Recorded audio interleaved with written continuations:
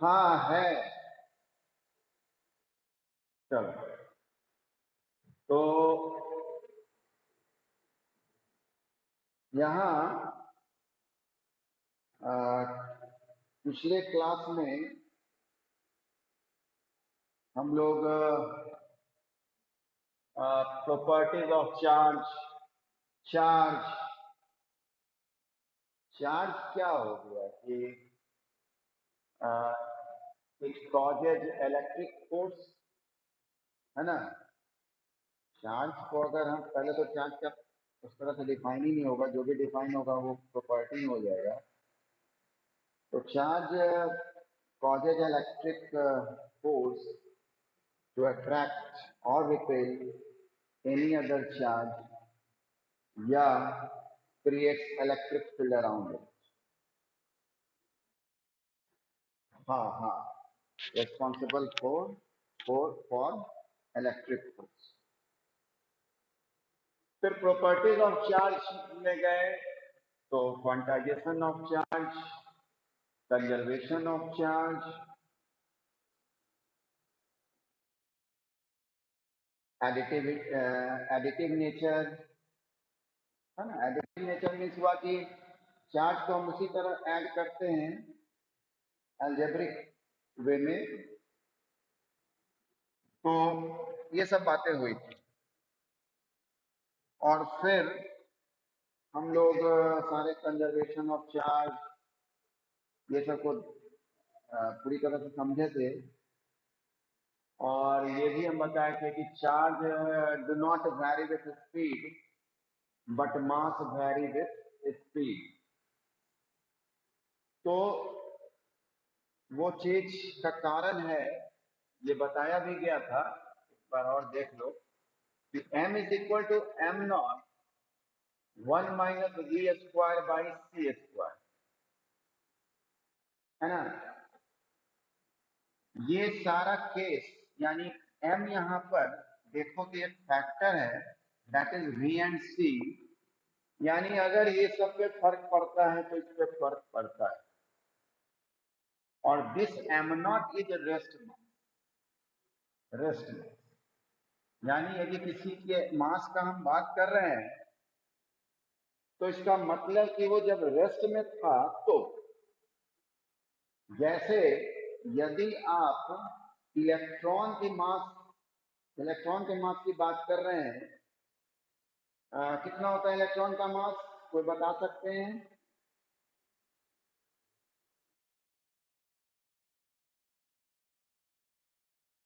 9.1 into 10⁻⁻31, है ना। 9.1 into kg ये होता है। ये जो इलेक्ट्रॉन का मास आपको बोला जाता है when it is in rest, क्योंकि आप देखिए यहाँ ये बहुत ही हल्का, और हम जहाँ Newton second law of motion हमें बताया F is equal to ma। अगर ऐसे चीजों पे अगर हम 1 न्यूटन लगाएंगे फोर्स, तो तुम समझ सकते हो कि उसका एक्सेलरेशन कितना होगा। बात समझ रहे हो ना। अगर 1 न्यूटन का फोर्स लगाया गया और ये तरह का मास रहा, आप देखिए कितना 10⁻31, यानी ये ऊपर जाएगा 31 हो जाएगा पावर। यानी इसका एक्सेलरेशन कितना हो जाएगा। ये अगर डेसिमल वगैरह में ले तो यहाँ पर हमको 10⁻+31, और ये पॉइंट के कारण फर्क पड़ेगा डेसिमल ये ऑर्डर में, तो बहुत हाई स्पीड हो जाएगा। यानी it will approaches the speed of light. अगर ये ज्यादा स्पीड हुआ यानी अप्रोचेस टू लाइट, उस केस में ये सिग्निफिकेंट हो जाएगा, होगा ना, यानी उस केस में ये महत्व रखेगा, यानी कुछ वैल्यू ऐसा आएगा जो कि कंसिडरेबल हो, और 1 माइनस समथिंग तो ये जाकर डिवाइड होगा तो मास पे फर्क पड़ेगा, है ना। लेकिन हम लोग पे इसलिए फर्क नहीं पड़ता है क्योंकि हम लोग के केस में v is much much less than c, ये तो सिग्निफिकेंट हुआ ही नहीं। तो हम लोग अपने अपने का बात करें तो mass doesn't change, but in the case of electron proton इन सब में मास क्या होगा, चेंज। याद होगा शुरू में ही हम ये हो सकता है बताए हों कि एक्चुअली जो 10th क्लास है जो सिमिलर टू 12th क्लास है, सिमिलर भी कहें, वो तो बहुत एडवांस स्टडी हो जाता है, लेकिन अगर देखा जाए तो ये क्लास 10th और क्लास 12 में ज्यादा अगर पढ़ाई होती है तो वो स्टडी ऑफ चार्ज के विषय में पढ़ाई। तो बहुत बड़ा सेक्शन है आपका फिजिक्स का, दैट इज इलेक्ट्रोमैग्नेटिज्म, इलेक्ट्रोमैग्नेटिज्म, ये बहुत बड़ा सेक्शन। और इसको जब मैं बांटता हूं ये 3 ब्रांच में टूट जाता है ना। एक ब्रांच हो गया आपका इलेक्ट्रोस्टैट, जो कि पढ़े, जिसमें चार्जेस एट रेस्ट। दूसरा ब्रांच हो गया दैट इज करंट इलेक्ट्रिसिटी, और इसी में मैग्नेटिज्म भी पड़ गया। इस केस में चार्जेस आर इन मोशन, और वेव मोशन कैसा,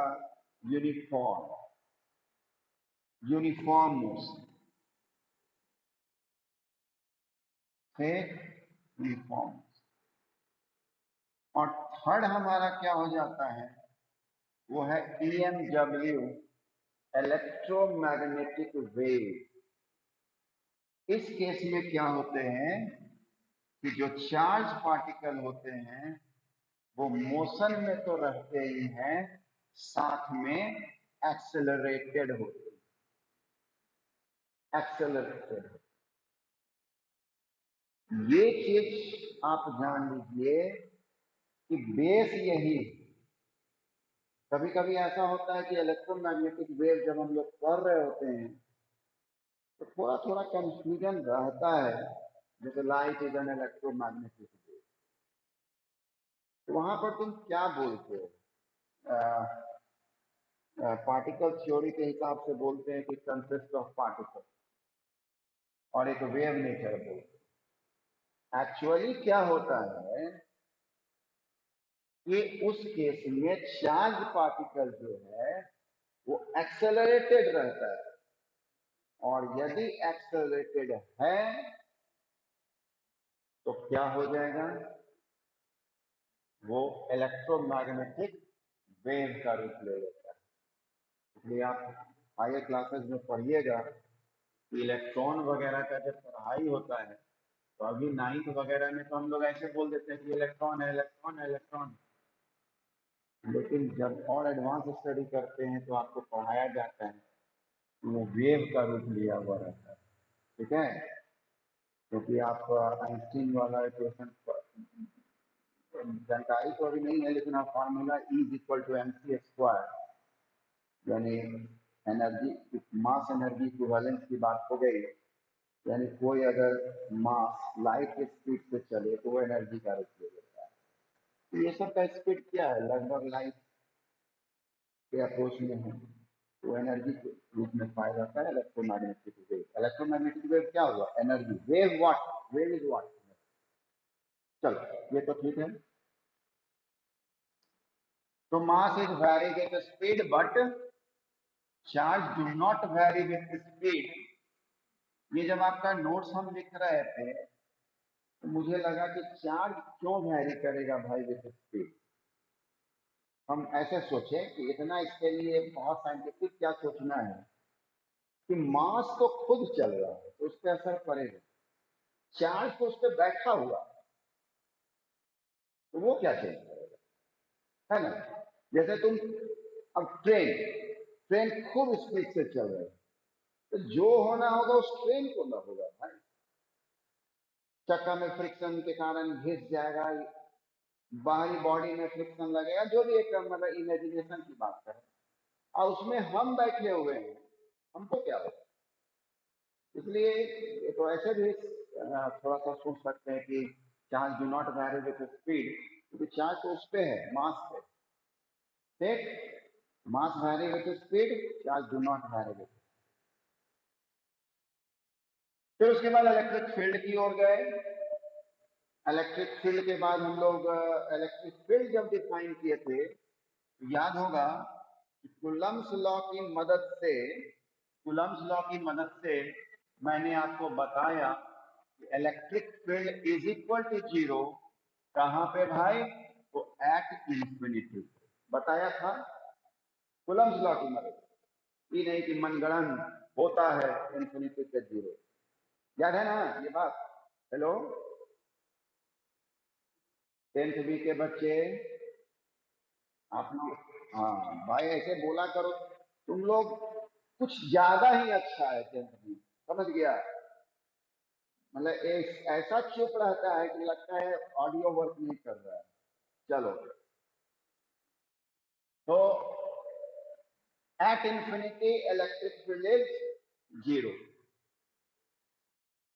क्यों बता चुके। नहीं मालूम है बैक वाला चैनल देख लीजिएगा, ऐसे नहीं बोला जाता है यूट्यूब वगैरह में, प्रीवियस एपिसोड आप देख लीजिए। तो electric field is zero at infinity. अभी तक जो मेरी पढ़ाई हो रही है that is static electricity, static electricity अभी तक, यानी चार्ज अभी हम रेस्ट में है, तब उसी समय का पढ़ाई कर रहे हैं। चार्ज अभी फ्लो नहीं किया। व्हेन चार्ज इज फ्लो, कुछ ऐसा करेंगे ताकि चार्ज फ्लो होने लगे, और जब फ्लो होने लगेगा उसी को हम लोग कहते हैं करंट। चलिए तो ये सब बातें हुई static electricity is equal to zero at N. अब जरा आप आइए एक न्यू टर्म में, that is potential, that is potential. Potential में लिखा हुआ है definition, the amount of work done in bringing unit positive charge from infinity to the point in an electric field, यही लिखा हुआ है।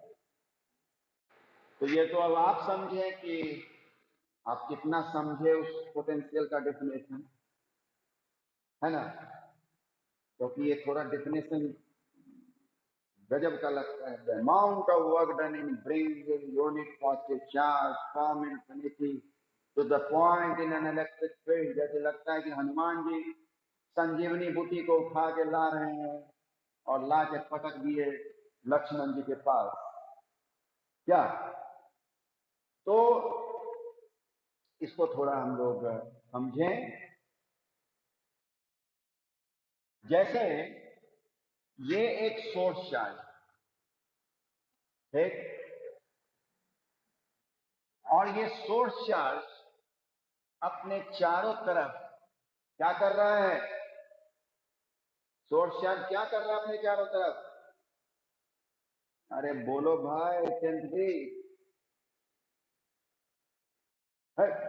इलेक्ट्रिक फील्ड बना रहा है। कि जरूर आयुष माध्यम अट्रैक्ट करेगा, है ना। खाली अट्रैक्शन और रिपल्सन बोलता है। देखो ये अपने चारों तरफ इलेक्ट्रिक फील्ड क्रिएट करेगा।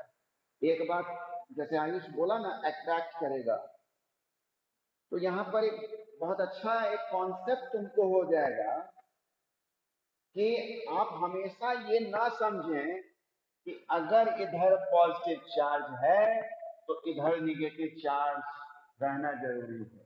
No, isolated charge can exist, यानी चार्ज अकेले रह सकता है, ठीक है।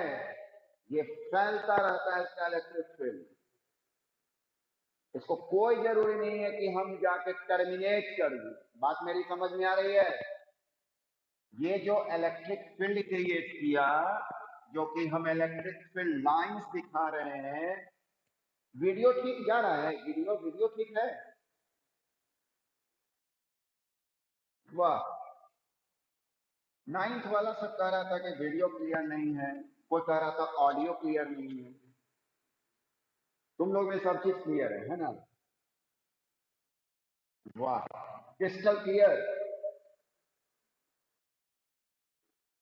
हाँ, तो ये इलेक्ट्रिक फील्ड लाइंस चारों तरफ है, इलेक्ट्रिक फील्ड लाइंस।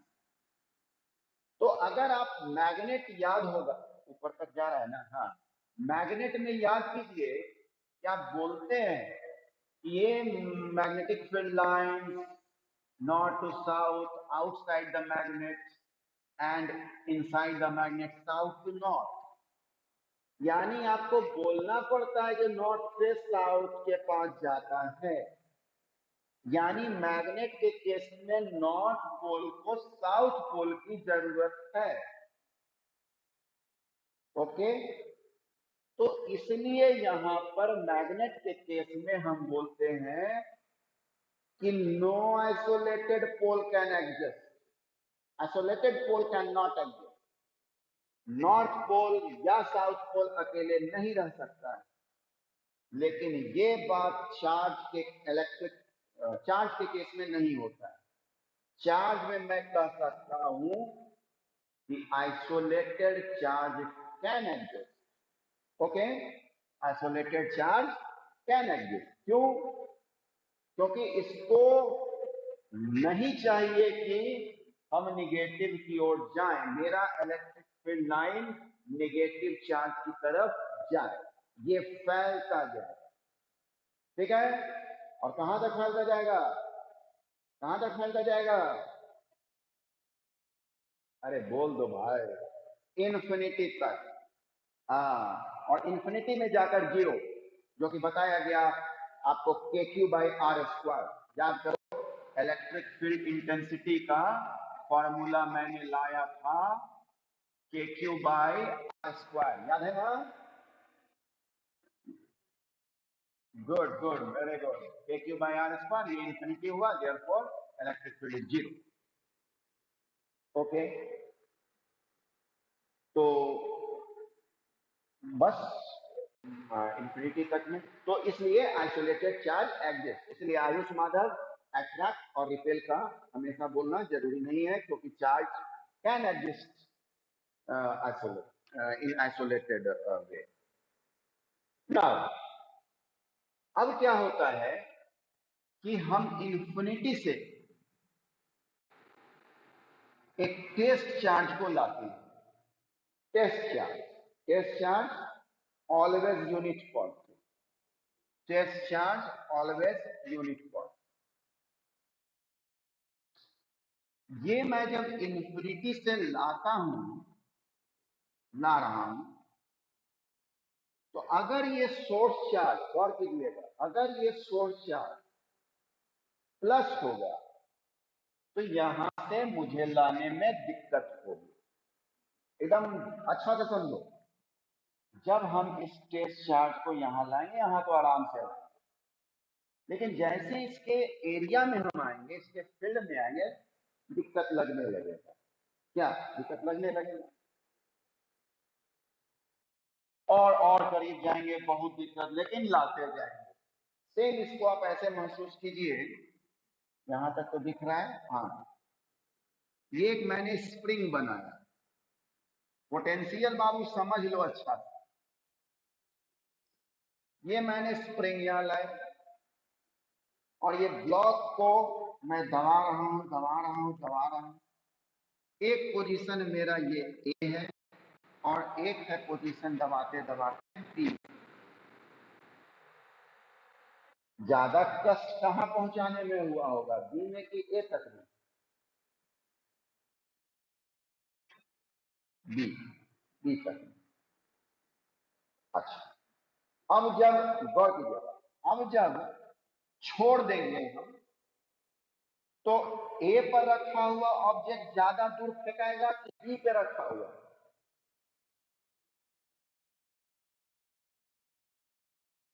बी पर। तो क्या हुआ, मैं कष्ट कर कर इसको बी तक लाया, तो मैंने वर्क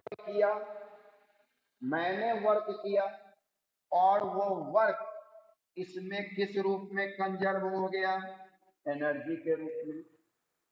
ठीक, याद होगा क्लास 9 में इसी को इलास्टिक पोटेंशियल एनर्जी बोलते हैं। एनर्जी के रूप में कंजर्व हो गया और इसमें ज्यादा वर्क डन किए तो ज्यादा एनर्जी कंजर्व हो गया, इसमें कम वर्क डन किए कम एनर्जी कंजर्व हुआ।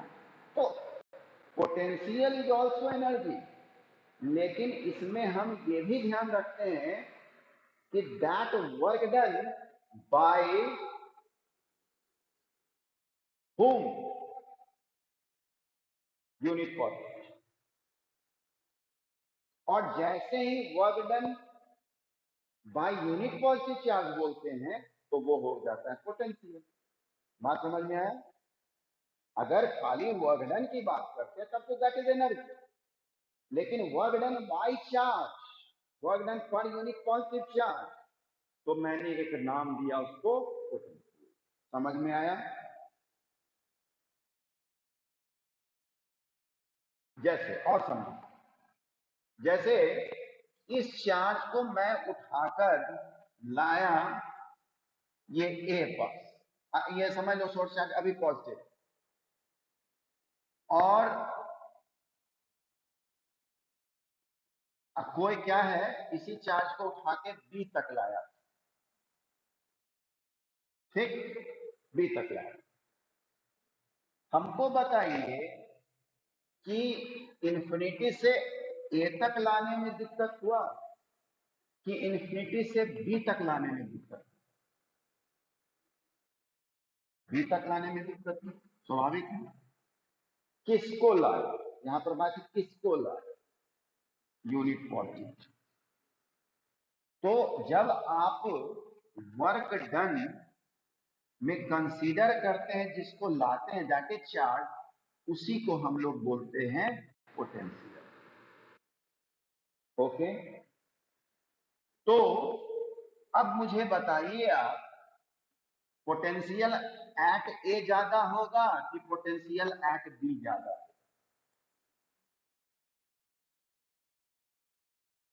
एट बी ज्यादा। तो अब हमको समझ लग रहा है कि आप लोग समझ रहे होंगे कि क्यों डिफाइन किया जाता है पोटेंशियल, कि the amount of work done in bringing unit positive charge from infinity to the point, to the point, अब वो पॉइंट कहाँ? In an electric, that is potential. Okay, आप जान ले कि पोटेंशियल नाम का वर्ड नहीं होता है, एक्चुअली वर्ड होता है पोटेंशियल डिफरेंस। ठीक, एक्चुअल में वर्ड होता है पोटेंशियल डिफरेंस। बस एक तरीका बना दिया गया कि जब आप इन्फिनिटी से ला रहे हैं तो यहां तो स्वाभाविक है कि पोटेंशियल क्या होगा? जीरो होगा। क्यों? क्योंकि यहां क्या दम लग रहा है भाई चार्ज को? यहाँ क्या दम लग रहा है? जैसे तुम ही स्प्रिंग को है ब्लॉक लेके यहाँ बैठे हुए हो तो बोलोगे कि बड़ा ताकत लग रहा है सर, क्या ताकत लग रहा है? कुछ नहीं। ताकत कब लगना शुरू हुआ? जब आप स्प्रिंग को दबाने लगे। तो वही बात है यहाँ कि इन्फिनिटी पे जीरो होता है, तो इस केस को मान लिया गया पोटेंशियल। और जब आप बात करते हैं इलेक्ट्रिक फील्ड में ही एक पॉइंट से दूसरे पॉइंट को, तो उसको नाम दे दिया गया पोटेंशियल डिफरेंस। आज बोर्ड पे ठीक लग रहा है पढ़ाने में? हाँ, थोड़ा सा खुलकर पढ़ाने में अच्छा लगता है। तो याद रखना कि पोटेंशियल डिफरेंस जब हो गया तो उसको डिफाइन करता है कि the amount of work done in bringing unit positive charge from one point to another point in an electric। दोनों पॉइंट कहाँ है? इलेक्ट्रिक फील्ड में ही है। और पोटेंशियल के केस में क्या बोलते हैं? एक इन्फिनिटी पे। तो मुझे यहाँ कोई बच्चा जवाब दे कि एक मिनट, हाँ, कोई बच्चा जवाब दे कि पोटेंशियल जीबी कौन राइट है? GB is greater than VA कि VA is greater than GB? बोलो।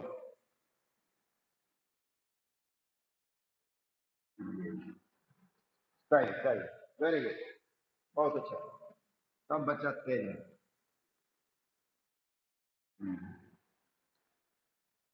और यदि मैं इसको माइनस कर दिया तो काम तो मेरा वही रहा कि मैं इंफिनिटी से इसको ला रहा हूं एक पॉइंट से दूसरे पॉइंट।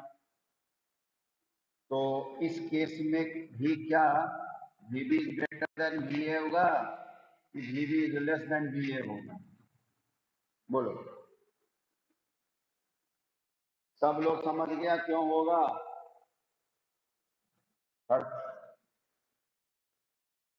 सब लोग समझ गया, वेरी गुड। लेकिन हमको लग रहा है कि कुछ लोग नहीं समझा है, बेचारा बोले कैसे बोले। तो उनके दुख तकलीफों को मैं ध्यान रख रहा हूं और बता रहा हूं कि निगेटिव के केस में क्या हुआ कि अगर मैं ये चार्ज को यहाँ लाया तो अब की बार क्या हो रहा है? खींच ही रहा है कि आ जा। इस बार बोल रहा है आओ आओ आओ। तो यहाँ वाला कहा हम नहीं आएंगे, ये तो ठान लिया। ये कह रहा है आओ, ये कह रहा नहीं। और ये थोड़ा बात मान लिया। हम कहेंगे ना कि ये सीधा है, बात मान लिया। ये कहेंगे कि जिद्दी, जिद्दी मीन्स हायर पोटेंशियल, सीधा मीन्स लोअर पोटेंशियल। समझ में आ गया? यहाँ पर हो गया कि ये बुला रहा है तो भी ये वहीं पे अडिग है, इट मीन्स उसमें दम है, तब है ना जी। समझ में आ गया सबको? रितिका?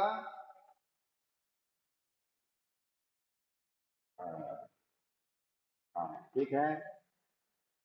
तो पोटेंशियल, यही बात थी पोटेंशियल के लिए। अब जब पोटेंशियल डिफरेंस बोल ही दिए हम, इसका मतलब हुआ एनर्जी में डिफरेंस, एनर्जी में डिफरेंस। और जब एनर्जी में डिफरेंस हो जाएगा, यानी एक तरफ का चार्ज जो होगा बहुत एनर्जी लिए रहेगा और एक तरफ का चार्ज जो है कम एनर्जी लिए रहेगा, तो हायर चार्ज वाला एनर्जी जो है लोअर किया जाएगा। जैसे हम इसको तुमको ऐसे समझाना चाह रहे हैं कि करंट, अब करंट की ओर जा रहे हैं। आप देखिए एक बैटरी जो लगा रहता है, बैटरी, और इसको वायर में हम लगाए, वायर से लगा, इस वायर में तो इलेक्ट्रॉन पहले से है ना, इलेक्ट्रॉन पहले से, लेकिन क्या हुआ? रैंडमली इधर उधर ऐसे। देखो बताने को तो बहुत कुछ एरिया चल जाता है, वो समझाया जाता है कि जिग जैग जाता रहता है और फिर वहीं पहुंच जाता है जहाँ था। और बैटरी लगाने से क्या होता है, इलेक्ट्रॉन ड्रिफ्ट कर जाता है, खिसक जाता है। लेकिन अभी इस बात को थोड़ा कंसीडर ना करें, अभी यहाँ पर आए। यहाँ क्या हुआ कि ये बैटरी आप लिखा रहता है ना 6 वोल्ट, एक तरफ लिखा रहता है पॉजिटिव और एक तरफ लिखा रहता है नेगेटिव। होता क्या है एक्चुअली में कि यहां से यहाँ जो आप हायर पोटेंशियल बोलते हैं, जहां लोअर पोटेंशियल बोलते हैं, हायर पोटेंशियल मीन्स वहां पर एनर्जी ज्यादा है। ये क्या किया, इलेक्ट्रॉन को एनर्जी दे दी, और जब इलेक्ट्रॉन को एनर्जी मिल गया तो खुश हुआ, दौड़ने लगा, है ना। अगर इसी बीच बल्ब मिला इसको, उसमें भी गया और अपनी एनर्जी का दान कर दिया उसको, जिससे कि ये बल्ब जल गया, है ना। और जब एनर्जी का दान कर दिया तो फिर ये इलेक्ट्रॉन में एनर्जी की कमी हो गई, और वो फिर इलेक्ट्रॉन यहाँ आया। फिर जो केमिकल रिएक्शन इसके अंदर क्रिएट होता है, फिर वो इलेक्ट्रॉन, तो इस तरह से ये प्रोसेस हुआ। यानी पोटेंशियल डिफरेंस क्रिएट करने से क्या हुआ, इलेक्ट्रॉन को एनर्जी मिलता है, वो मूव करता है। आप इसको नॉर्मल लाइफ में अगर देखें तो हम वाटर के थ्रू भी ऐसा ही समझ सकते हैं कि अगर पानी का हम एग्जाम्पल, अगर ऑफ हो जाता है ग्लास तो उसको ऑफ ही रहने दीजिए, ठीक है। टाइम लगता है, करीब करीब हो ही रहा होगा। हाँ, तो जैसे ये एक टैंक है और ये दूसरा टैंक, और यहाँ पर मैंने क्या किया, एक पाइप लगा दिया। तो ये हो गया आपका ज्यादा पानी है और ये कम पानी है, कम पानी है। स्वाभाविक है पानी जो है इधर से इधर की ओर फ्लो करने लगा। क्यों फ्लो किया पानी, क्योंकि इधर पानी का लेवल ज्यादा है। उसी ज्यादा लेवल को आप यहाँ मान के चले हायर पोटेंशियल, हायर एनर्जी, और इधर क्या है लो, तो पानी क्या हुआ, फ्लो करने लगा।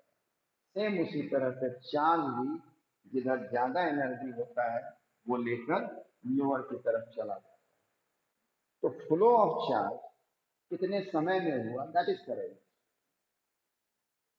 और ये तब तक फ्लो करता रहेगा जब तक कि दोनों तरफ पानी का लेवल सेम ना हो जाए, इक्वल ना हो जाए। सेम वही बात होता है इलेक्ट्रिसिटी में। इलेक्ट्रिसिटी में भी यही बात है कि अगर आपको मैं एक एग्जांपल देता हूँ, आपके घर में भी ये कभी कभी होता होगा कि देखते हैं कि लाइन नहीं है घर में और बाहर पड़ोसी के यहाँ लाइट है, तो आप भाई चेक करने जाते हैं, आपको कभी कभी ऐसा दिखता है कि ये सॉकेट मैं बनाया हूँ, तो एक में लाइव है और एक में न्यूट्रल होता है, जिसको आप लोग बोलते हैं गर्म और ठंडा, है ना। इसमें जब आप टेस्टर लगाते हैं तो उसमें भी लाइट दिख आता है, और इसमें भी लगाते हैं तो लाइट आता है, दोनों में लाइट होता है। जबकि इन जनरल केस एक में लाइट जलेगा टेस्टर में और एक में नहीं जलेगा। क्यों, क्योंकि इसमें 220 वोल्ट है, यानी हायर पोटेंशियल है, और इसमें 0 वोल्ट है, लोअर पोटेंशियल। यही होता ही है, समझ गए, यही होता ही है। आप जब बल्ब वगैरह कुछ भी लगाते हैं तो एक्चुअली यही होता है कि हायर टू लोअर की ओर चार्ज फ्लो करता है, ज्यादा एनर्जी मिलता है, उसके बाद वो एनर्जी इस बल्ब को दिया और फिर उसमें एनर्जी कम दिया, फिर ये सर्किट मूव करता है। लेकिन अगर ये भी इसमें भी टेस्टर लगाए और ये भी चल गया, इसका मतलब इधर भी 220 वोल्ट, इधर भी 220 वोल्ट। और जैसे पानी का लेवल सेम हो गया तो पानी not flow. Here is also same, when there is no potential difference, current will not flow.